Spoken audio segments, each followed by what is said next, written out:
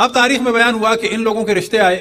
تو دوسری جانب بے حکم خداوند تبارک و تعالی مولا امیر المؤمنین کو بھی حکم ہوا، اور روایتوں میں نقل ہوا بعض جگہ اس طرح سے کہ خود اشرف الانبیاء نے مولا امیر المؤمنین کو بلایا یا ان کے پاس گئے اور اس موضوع کو رکھا، اور بعض جگہ یہ خود مولا امیر المؤمنین گئے۔ لیکن دونوں صورتوں میں جو اصل اجازت تھی گو کہ عرش الہی پر ازل سے یہ نکاح تھا، اللہ سبحانہ و تعالیٰ نے بھی عرش الہی پہ منعقد کیا، زمین پہ اشرف الانبیاء نے کہ ان سے زیادہ دنیا میں افضل کوئی بھی نہیں تھا۔ اب آپ تصور کریں کہ والد کون ہے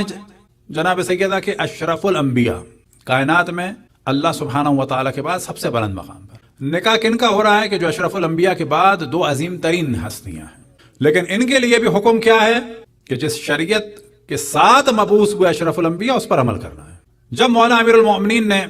اور اشرف الانبیاء نے اس بات کا ذکر کیا تو اشرف الانبیاء نے اس کے بعد بھی کہ اللہ سبحانہ و تعالیٰ کا ارادہ ہے وہ ایک الگ موضوع ہے، لیکن جس دین کو اشرف الانبیاء لے کے آئے اس میں فقہی اعتبار سے حکم کیا ہے کہ لڑکی سے اجازت لینی ہے۔ تو آپ جناب سیدہ کے پاس گئے اور ان سے سوال کیا، اور سوال کرنے میں جو اہم ترین موضوع کیا ہے کہ مولا امیر المؤمنین کے جہاں فضائل رکھے وہاں اس چیز کی جانب بھی توجہ دلائی کہ مال نہیں ہے۔ تو یہاں پر جو ہمارے لیے ایک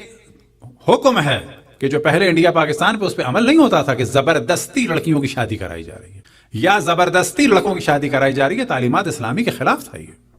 یا زمین و جائیداد کے لیے لڑکا جو ہے وہ ابھی پیدا ہوا ہے، لڑکی جو ہے مثال کے طور پر 15 سال کی ہو چکی ہے، ایسی شادیاں اندرون سندھ میں پہلے ہوتی تھیں۔ اب لڑکا ہو گیا ہے 25 سال کا، یہ لڑکی ہو گئی ہے کتنے سال کی؟ نہ 40 کی ہو گئی۔ یہ ہمیشہ اس کو آپا اور باجی سمجھتا رہا، واقعاً فرق ہوتا ہے تو انسان میں وہ فیلنگز نہیں ہوتی۔ اب پتہ چلا زبردستی شادی ہو گئی، اور اس کے بعد اب اجازت دی جا رہی ہے کہ صحیح ہے یہ زمین کیونکہ یہاں پر آنی ہے، یہ لڑکی اب برباد ہو جائے، بے شک تم اس کو نہ چھوؤ، بے شک اب اس سے بچے نہ ہوں، بس زمین یہاں آنی ہے، اب تم بے شک عیاشی کرو۔ اور پھر کہا جاتا ہے کہ مرد تو کرتے ہی ہیں، تو اس کا مطلب ہے ہم دین پہ نہیں چل رہے، یعنی ایک مرد کو گرین سگنل دیا جا رہا ہے گناہ کا، اور ایک عورت کو حلال طریقے سے بھی زندگی کی اجازت نہیں دی جا رہی۔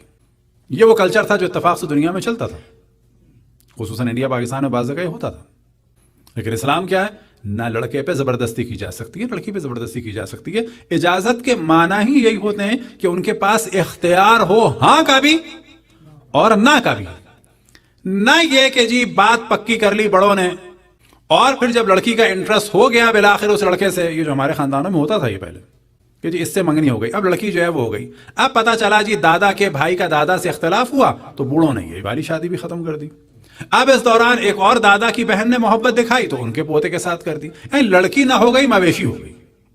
جب دادا کے بھائی کی بن گئی تو ان کے پوتے سے ہو گئی، جب دادا کے بھائی کی انبن ہو گئی اور دوسری دادا کی بہن بیچ میں آ گئی تو ان کے پوتے سے ہو گئی۔ یہ وہ شادیاں ہیں جو پرابلم ہے جو ہمارے معاشرے میں ہوتی تھی اور لوگ ان پر بات کرتے ہوئے ڈرتے ہیں۔ آج اگر آپ لوگ اتنے براڈ مائنڈڈ ہو گئے تو نہ سمجھیں کہ اسلام پہ چل کے ہو گئے، یہ تو زبردستی ماڈرنزم نے آپ کو کر دیا ہے۔ لیکن جب تک ہمارے ہاتھ میں ڈنڈا تھا بزرگوں کے ہاتھ میں، بچوں کے ساتھ کھیلتے رہے۔ آج ایسا نہیں ہے کہ آپ اور ہم بچوں کے ساتھ کھیل نہیں رہے، آج ایسا ہے کہ بچے کھیلنے نہیں دے رہے۔ یاد رکھیں، وَإِلَّا ماں باپ کی وہی فیلنگ ہے کہ جہاں ہم چاہیں وہاں ہوگا نہ۔ تو یہاں پر جو پیغام ہے کہ وہ عقد کے جو اصل سے تھا اللہ سبحانہ و تعالیٰ کا حکم بھی تھا، اذن بھی تھا، اور عرش میں بھی بعد میں ہوا، لیکن اذن حضرت فاطمہ سلام اللہ علیہا ضروری تھا حتی رسول اللہ کے لیے۔ صلوات پڑھیں پر محمد و آل محمد۔ اب جب یہ عقد ہوا تو عرش پر بھی ہوا، اور جو عقد کے مستحبات میں سے ایک مستحب ہے وہ ہے تکبیر،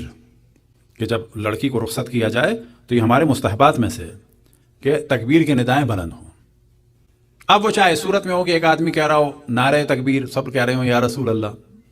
یا یہ کہ اللہ اکبر اللہ اکبر اللہ اکبر، اس کے ساتھ رخصت کرنے کا استحباب ہے کیونکہ یہ سنت رسول اللہ صلی اللہ علیہ وآلہ وسلم ہے۔ اور روایت میں نقل ہوا کہ جب جناب سیدہ سلام اللہ علیہا کا عقد ہوا تو اشرف الانبیاء حضرت محمد مصطفیٰ صلی اللہ علیہ وآلہ وسلم نے جب جناب سیدہ کو رخصت کیا تو اس سے پہلے کا بھی سن لیں کہ جناب سیدہ کے لیے ایک لباس رسول اللہ صلی اللہ علیہ وآلہ وسلم نے خود بنوایا تھا، اور ایک لباس وہ تھا کہ جو وہ پہنی ہوئی تھی، اور عین عقد سے پہلے جب کوئی مانگنے والی آئی تو جناب سیدہ نے اپنا اتار کے لباس اس کو دے دیا اور خود انہوں نے وہی پرانا لباس پہنا. اور یہی وہ عقد ہے کہ جس کا نتیجہ ہوا کہ 11 امام دنیا میں ظاہر ہوئے. اور یہی وہ عقد ہے کہ جس کا نتیجہ یہ ہوگا کہ پوری دنیا میں عدل و انصاف ہوگا امام زمان علیہ الصلوۃ والسلام کے ذریعے سے.